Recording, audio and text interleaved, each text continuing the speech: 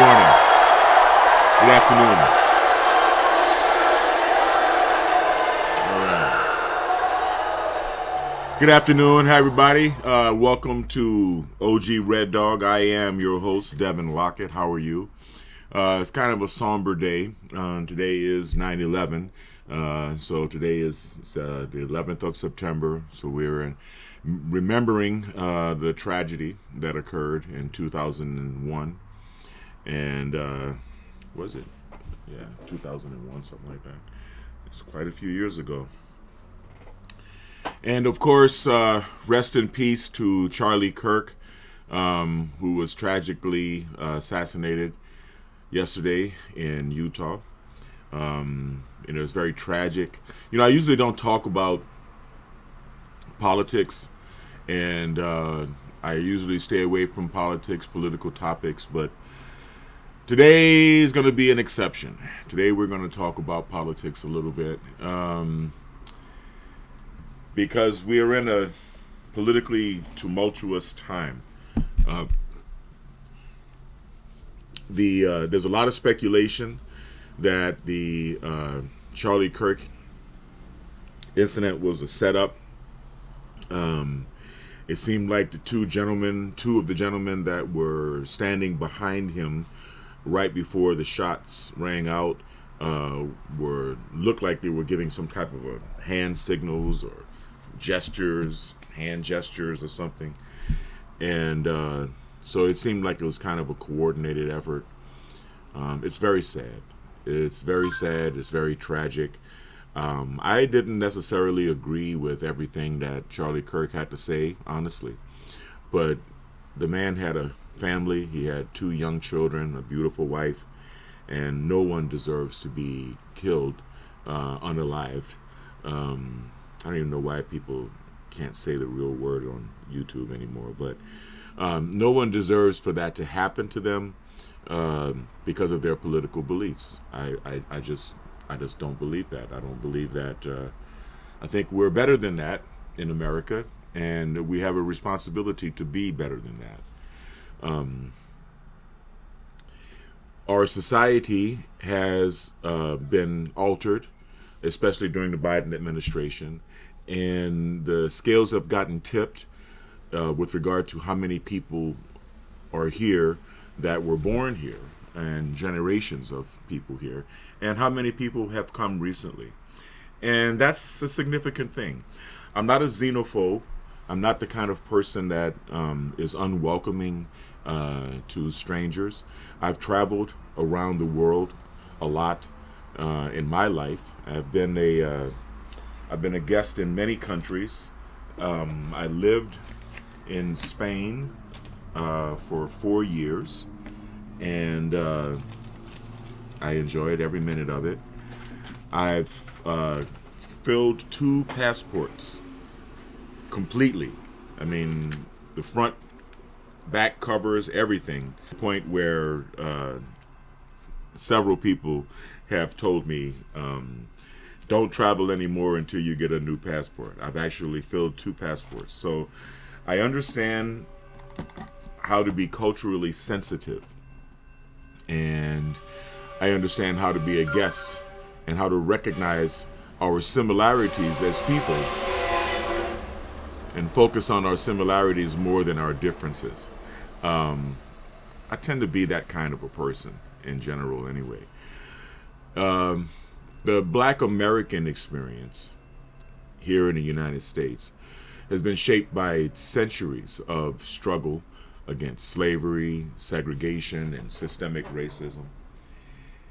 Despite measurable progress in civil rights, Black Americans continue to face structural iniquities and persistent stigmatization. An often overlooked dimension of this struggle is in the attitudes of the new immigrant communities who arrive in the United States, carrying preconceived notions of Black inferiority, many of which are absorbed through American media before ever setting foot on U.S. soil. This phenomenon compounds the indignities that Black Americans face, introducing a layer of intergroup tension that complicates both the political and sociological landscape of racial justice. Right now, there is a big movement of differentiation happening in the FBA community, Foundational Black American community. I think it's good that the FBA community is recognizing our shared lineage and our shared culture. And I believe it's time for all Americans, especially those of us who have been here quite a while, whose families have been here. On my father's side, my family's been here since 1660. I'm a qualifier for the Jamestown Society. Jamestown was the very first colony, the first British colony in the Americas. And my family, the Lockett family, Thomas Lockett, were citizens of Jamestown. And that's a lot of history. On my mother's side, I'm a Barnes, of the Barnes-Libourne family, and we are descendants of Jacques-Antoine Libourne, who arrived in New France, or Louisiana, in 1731. So both sides of my family have been in America since way before 1776. We have formed a culture here in the United States, and it's not what you see on television. It's not what many people, especially people overseas, see about life in the United States on television. And they form their preconceived notions and preconceived attitudes based on what they see on TV. And sometimes it's really not good. It's never good, actually. It's a transmission of racist paradigms. Oh, wow. The county. Hold, please. Biomed RX, this is Devin. Hello, may I speak with Devin? This is Devin. Hi, Devin. This is Jeanette. I'm calling from the San Bernardino County Register of Voters Office. Oh, hi. It appears that you have not completed your basic class. Yes. The training class. Would you like to reschedule for another one? Perhaps. It's not a good time right now, but if you can send me an email, I'll try to pick another date and time. Okay. I will go ahead and make a note on that. Okay. Thank you so much. Okay. Bye-bye. All right, bye-bye. Anyway, for over a century, American film, television, and later globalized entertainment media have served as cultural exports that shape international perceptions of the United States.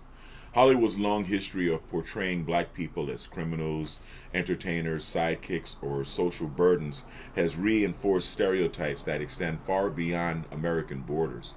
In many countries, particularly where direct contact with the black population is limited, media images become the primary reference point for understanding African Americans.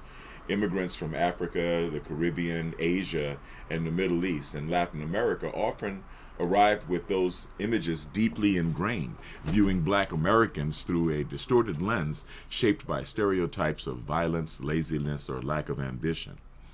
Many people come here with the idea in their head that they're going to measure their success by rising above or stepping on the necks of the black community.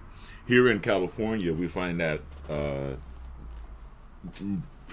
prevalent in the Asian community more than anywhere else, especially the Koreans, right? The Koreans have built their Koreatown here in Los Angeles in a very parasitical way off the backs of the black community. And although the Asian cultures often import a lot of really negative cultural influences. I mean, sex trafficking, child abuse, sex abuse, is you name it. But a lot of times members of these communities like to cooperate so that they can hide this, right? They want to drag that filth into our culture and then try to sweep it under the rug and pretend like it's not there, right? It's terrible, but it does exist.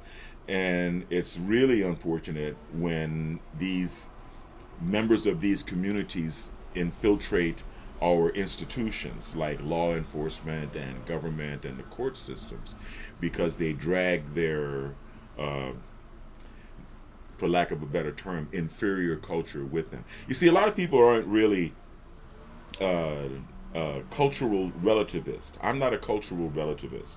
I'm not the kind of guy that's going to be riding on the small world ride and in Disneyland and see everything through a Pollyannish lens, right? I don't see things through rose-colored glasses. Like I said before, I have traveled the world, and I am a world traveler. And to be completely frank with you, all cultures are not equal, right? And they're especially not equal to American culture. Um, there, I said it. Once in the United States, many immigrant groups find themselves navigating a racial hierarchy historically defined by white supremacy.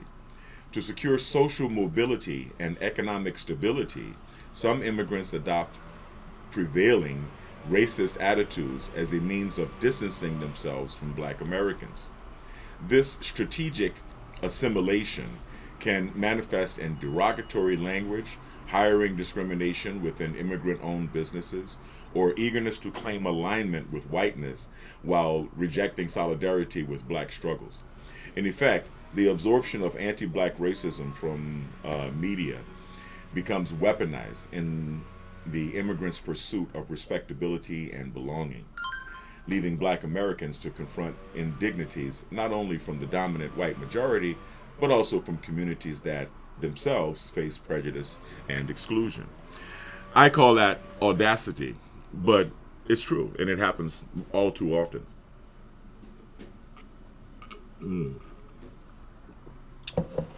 The political fallout from this dynamic is significant. Black Americans have long championed civil rights struggles that paved the way for broader immigration reforms, such as the Immigration and Nationality Act of 1965. That was the year I was born. Yet, instead of forming natural alliances, tensions often arise when immigrants fail to acknowledge this historical debt and instead perpetuate stereotypes. In other words, they wouldn't even be here were it not for our civil rights struggle. And this is the fact. In electoral politics, these frictions can fragment coalitions that might otherwise unite against systemic inequalities, weakening the collective capacity to challenge white supremacy. Furthermore, when immigrants buy into the narrative of black cultural deficiency, they inadvertently reinforce the very structures of inequality that marginalize them as well. Um, Black Americans and white Americans believe they actually have more in common than they have than they are different.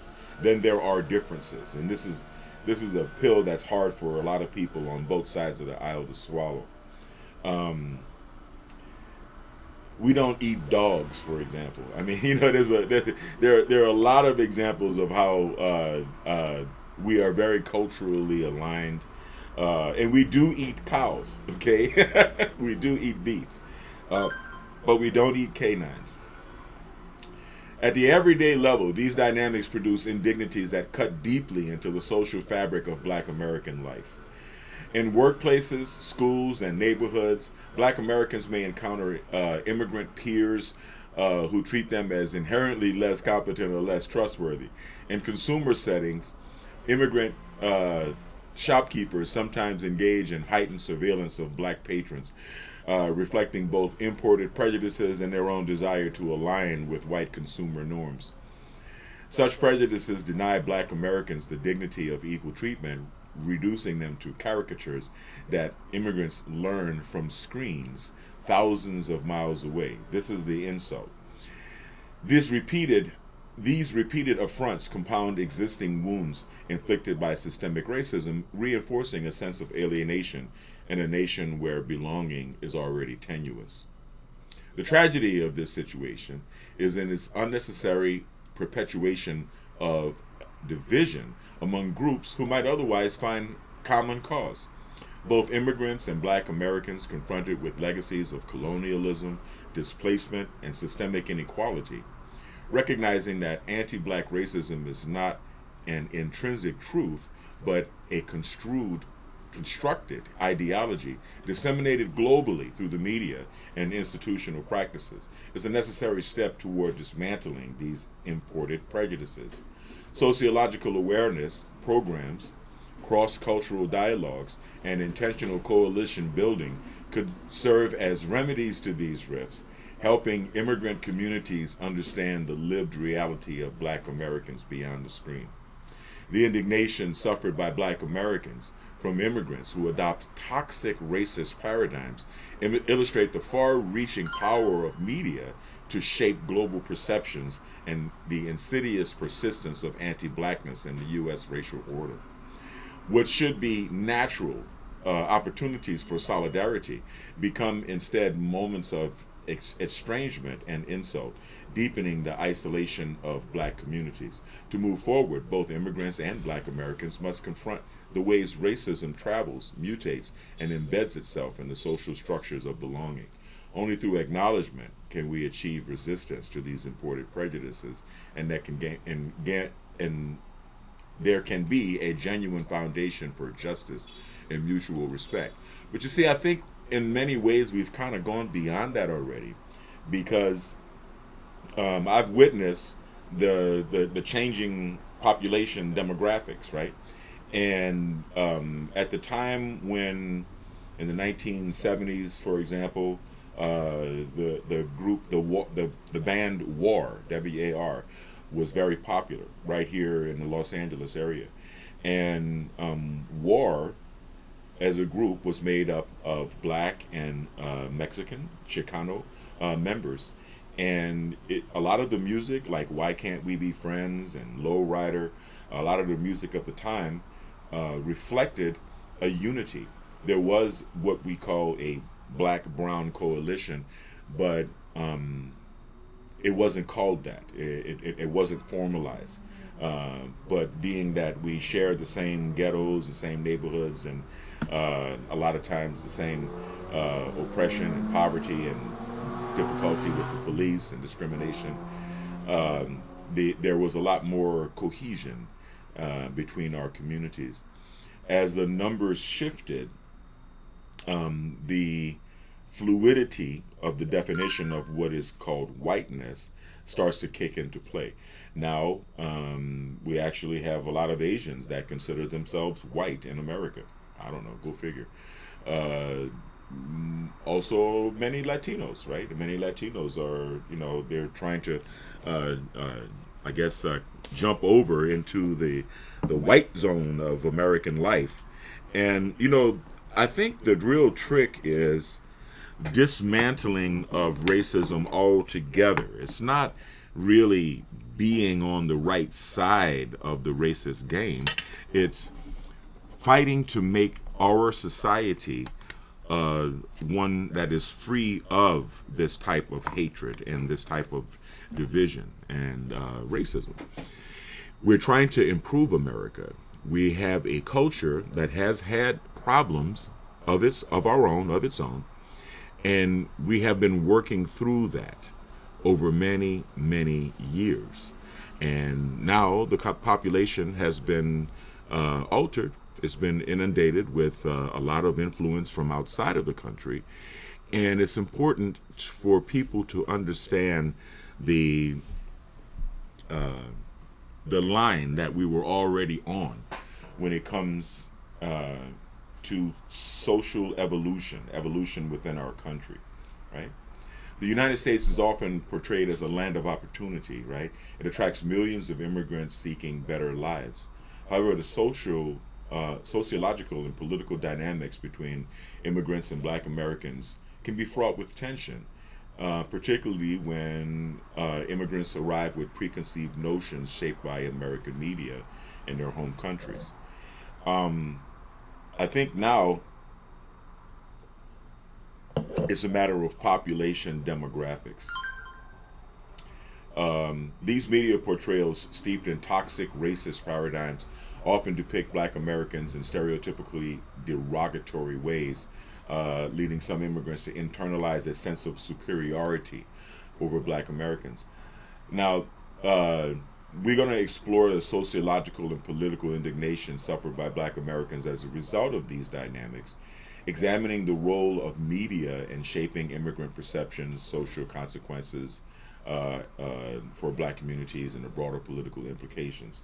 Now, I'm not going to only label it to the media because I personally don't watch television. I'm not an absorber of television. I may get clips from the news. I may get clips when from X or anywhere really, from Facebook or YouTube, or I may get clips of the news, but I'm not a person. I don't have television. I don't sit down and make sure that I'm home for a particular show at a particular time or anything like that. But separate and apart from the media influence, we have to understand that all cultures are not equal. All cultures are not equal to the United States, for sure, to American culture. American culture has its problems and has had its problems, but we don't need it to become any worse. We don't need the importation of a lot of the nastiness that's going on as a result of the damage that was deliberately done to our country by the Biden administration. And we're fighting through it. We're fighting through it. All I can say is remain calm, remain peaceful. This is a terrible, terrible thing that happened to Charlie Kirk yesterday. My prayers go out to his wife and to his children. It's very sad that those kids have to grow up without their father. No matter how you feel about a person's political stance, you should never celebrate their death. You should never celebrate their unaliving, especially at 31 years old. It's such a young age. That's something that should never be celebrated. Rest in peace, Charlie Kirk. It's very sad. And I don't want to see us going into a period of political violence in the United States. I don't think that that's something that we really want. And I don't think that that's something that's needed right now. But this is still the Great Awakening. And I believe that a large part of our world, a large part of our society is waking up to the realities of tyranny that we've been living under for quite a while. So anyway, that having been said, there you go. We're gonna move on. Okay, I'm gonna probably get out here and do some running or something like that. Maybe do some more training. I just wanted to chop a little game with you guys. It's 9/11. Yes, it's September the 11th. Thoughts and prayers go out to all of the families of all of the people who were affected by that great tragedy in Manhattan and New York so many years ago. And like I said, hearts and prayers go out to the Kirk family, to Charlie Kirk and his family. It's very tragic thing that has happened. Sorry I can't keep this on a lighter note. It's a very serious news day, and that's just what it is, right? That's just the way it is. Try to be more sensitive. Try to be more loving. Try to be more kind. And when you recognize that someone has been disaffected and they may be out there disaffecting others, have a little patience with them, and but be persistent and show them what we are as Americans. Show them, right? Show them how to be better. Okay. So once again, I want everyone to stay kind, because you know that kind is the new sexy. Kind is not only the new sexy, kind is the only sexy. Stay blessed and stay healthy. Go to the App Store and download Labor Dia, right? If you're a day laborer, download Labor Dia. Or if you're a contractor, right? Download the Labor Dia app, okay? Let me show you what I'm talking about. Imagine a world where finding your next job is as easy as opening an app on your phone. Labor Dia is here to make that vision a reality, connecting hard-working day laborers like you with construction contractors who need reliable workers. Whether you're looking for work today or planning ahead for tomorrow, Labor Dia gives you the tools to take control of your schedule and secure steady opportunities. With Labor Dia, there's no more waiting at street corners or relying on word of mouth. Instead, you'll have instant access to job opportunities right in your area. Contractors post the location of their job sites along with the rate they're offering, and you can RSVP to the jobs that fit your skills and schedule. The app's GPS integration ensures you can easily find the job site, so you'll always know exactly where to go. One of the best parts of Labor Dia is its commitment to fairness and transparency. All job postings clearly display the pay rate, so you know upfront what you're earning. The app's built-in payment system, integrated with PayPal and Zelle, makes getting paid simple and secure. No more waiting for checks or dealing with cash. Your money goes directly into your account. Labor Dia also empowers you to build your reputation as a skilled and dependable worker. Contractors can rate your performance, helping you stand out and get chosen for more jobs. But it doesn't stop there. You can also rate contractors, ensuring they provide a safe and fair working environment.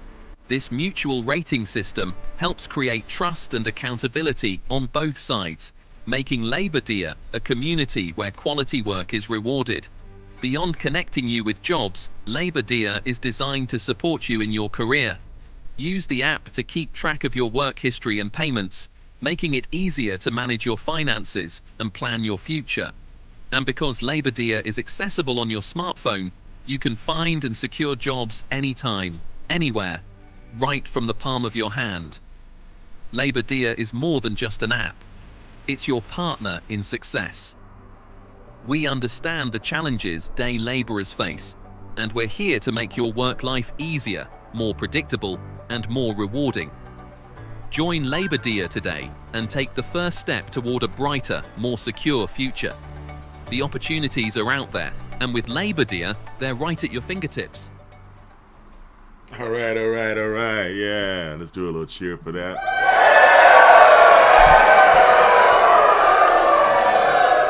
So download the Labor Dia app. Okay, this is the logo you're going to find when you download it, when you go to the App Store or the Google Play Store. Okay, and this is not only for day laborers, it's also for contractors. It's an app that helps contractors locate day laborers, right? But I think there's a better way to explain that to you. In the dynamic world of construction, where timelines are tight and projects demand agility, having reliable and efficient labor at your disposal is critical. Enter Labor Dia, the ultimate app for streamlining your workforce needs. This innovative platform revolutionizes the way contractors connect with skilled day laborers, saving time, reducing hassle, and enhancing productivity on your construction sites. Labor Dia empowers contractors by putting the control in their hands. With just a few taps, you can post the location of your construction site along with the rate you're offering for day labor. Laborers in your area will immediately see your job posting, complete with GPS indicators for easy navigation. This means no more waiting for days to find reliable workers. Labor Dia ensures you're matched with laborers who are ready and eager to work, whether that's right now or at the crack of dawn tomorrow. What sets Labor Dia apart is its seamless integration of technology to simplify your operations. The app's payment system, featuring PayPal and Zelle, eliminates the need for cumbersome cash transactions. Pay your workers directly and securely through the app, saving time and ensuring transparency. Plus, with Labor Dia's mutual rating system, you can build a network of trusted laborers. Rate workers based on their punctuality, skills, and professionalism, and gain valuable insights from laborers who rate your job postings and site conditions. This feedback loop fosters accountability and trust on both sides, creating a stronger and more reliable workforce ecosystem. Safety and compliance are at the forefront of Labor Dia's design. By offering tools for verifying worker profiles and guidance on labor laws, the app helps you maintain legal and ethical standards on every project. Additionally, features like geofencing ensure precise location tracking, so you know your team is where they need to be, when they need to be there. Labor Dia doesn't just make your job easier, it helps you run your business smarter. Use the app to track payment history, analyze labor costs, and optimize your hiring strategy based on real-time demand insights. Whether you're managing a small renovation or overseeing a large-scale development, Labor Dia provides the flexibility to scale your workforce up or down with ease. In today's competitive construction industry, staying ahead means embracing tools that simplify and enhance your operations. Labor Dia is not just an app, it's a strategic partner that empowers you to focus on what you do best: building. Don't let labor shortages or inefficiencies slow you down. Join Labor Dia today and experience a smarter, faster, and more reliable way to manage your workforce. With Labor Dia, the future of construction staffing is in your hands. Yes. Here's another one right there.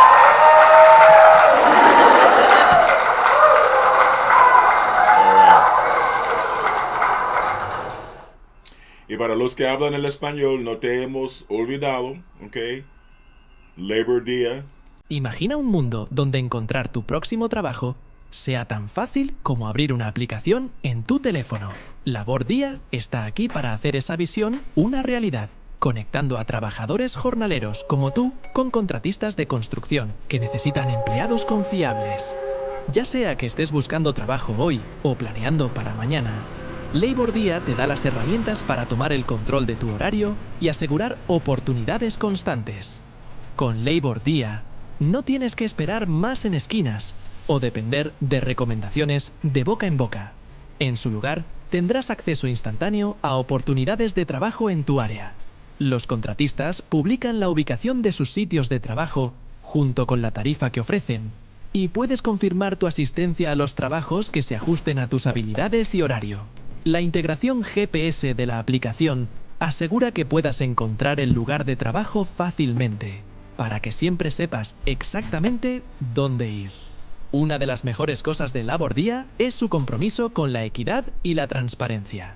Todas las ofertas de trabajo muestran claramente la tarifa de pago, para que sepas desde el principio cuánto ganarás. El sistema de pago integrado en la aplicación, compatible con PayPal y Zelle, hace que recibir tu dinero sea simple y seguro. Olvídate de esperar cheques o de lidiar con efectivo. Tu dinero va directamente a tu cuenta. Labor Dia también te da la oportunidad de construir tu reputación como un trabajador hábil y confiable. Los contratistas pueden calificar tu desempeño, ayudándote a destacar y a ser seleccionado para más trabajos. Pero no solo eso. Tú también puedes calificar a los contratistas, asegurándote de que proporcionen un entorno de trabajo seguro y justo. Este sistema de calificaciones mutuas ayuda a crear confianza y responsabilidad en ambos lados, haciendo de Labor Dia una comunidad donde se recompensa el trabajo de calidad. Más allá de conectarte con trabajos, Labor Dia está diseñado para apoyarte en tu carrera. Usa la aplicación para llevar un registro de tu historial laboral y tus pagos, lo que facilita manejar tus finanzas y planificar tu futuro. Y porque Labor Dia está disponible en tu teléfono inteligente, puedes encontrar y asegurar trabajos en cualquier momento y en cualquier lugar, directamente desde la palma de tu mano. Labordía es más que una aplicación, es tu aliado para el éxito. Entendemos los desafíos que enfrentan los jornaleros y estamos aquí para hacer que tu vida laboral sea más fácil, predecible y gratificante. Únete a Labor Día hoy y da el primer paso hacia un futuro más brillante y seguro. Las oportunidades están allí afuera y con Labor Día están al alcance de tu mano. Wow, here we go. Here we go.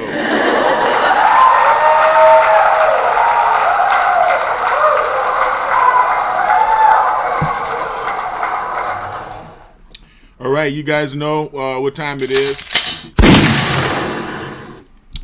Thank you for joining. I really appreciate it. I'm gonna head out and have some fun in the sun now. Like I said, I want everybody to stay kind because you know that kind is not only the new sexy, kind is the only damn sexy. Stay blessed, and bless others. Right? Pray for the family of Charlie Kirk and pray for America. Pray for all of us because I don't want to see us go into an era of political violence. Nobody should be attacked in any violent way at all because of their political beliefs. I personally didn't agree with Charlie Kirk on many issues, honestly, but he's not an enemy.